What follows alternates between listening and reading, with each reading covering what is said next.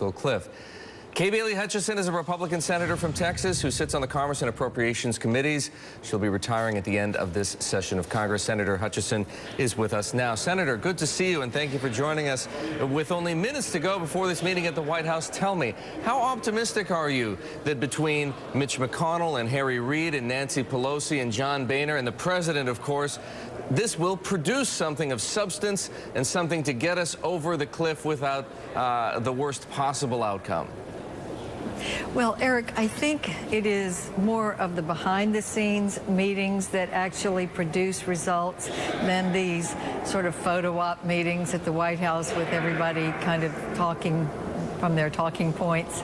So I don't know that that meeting is going to produce results, but I do think there's a lot of swapping of, you know, do you think this would work? What about adding this? We can't take that kind of conversation that's really more productive and hopefully will come to some conclusion probably, you know, the end of the weekend or early next week, one day. It may take that long. Well, I do think so, yes, because there are a lot of people that have to be talked to. You've got to get an idea of what's possible and what really isn't possible and have everyone kind of accept what isn't reality and then determine, okay, so what is your second choice? What is the fallback position? And right now I don't think we're at the fallback position, but I think there still can be one. Senator Hutchison, the president is going to present a scaled-down budget plan, and we understand that it's only going to deal with the most urgent needs presented by the fiscal cliff. Senator McConnell yesterday put it on the Democrats for not presenting to Republicans something that could achieve bipartisan support. So from your perspective, what could win bipartisan support? Where is the most productive area of compromise to be found? Well, I think something in the 400,000 to 500,000 range for assuring that taxes are not increased so that you realistically provide for working Americans, plumbers and electricians and college professors. I just think that you got to be in the reality mode on that.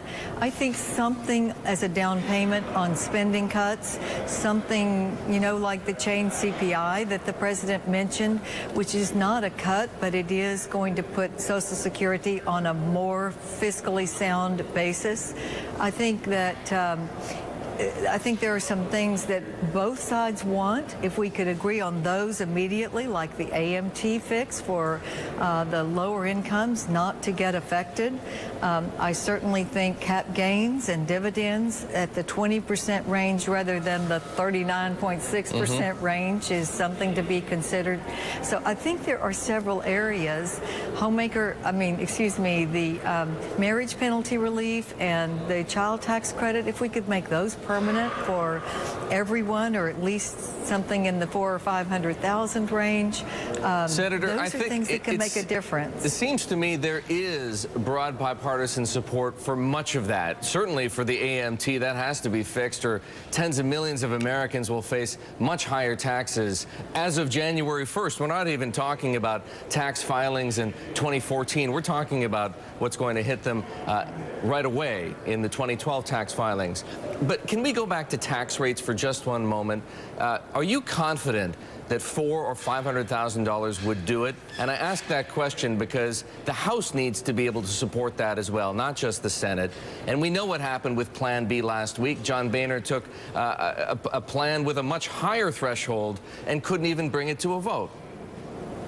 Well, I think the timing of that was different than it is today.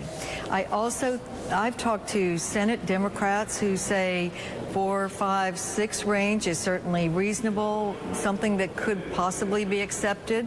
I've talked to House Republicans who believe that that is now more palatable when we're seeing the cliff a little closer.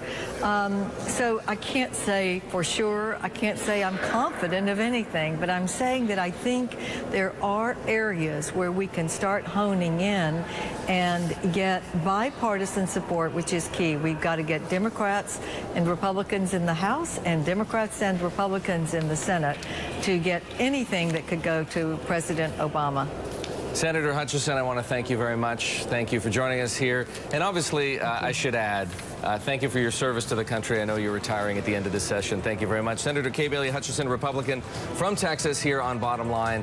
Up next, we will bring you some of the top headlines at this hour. Plus,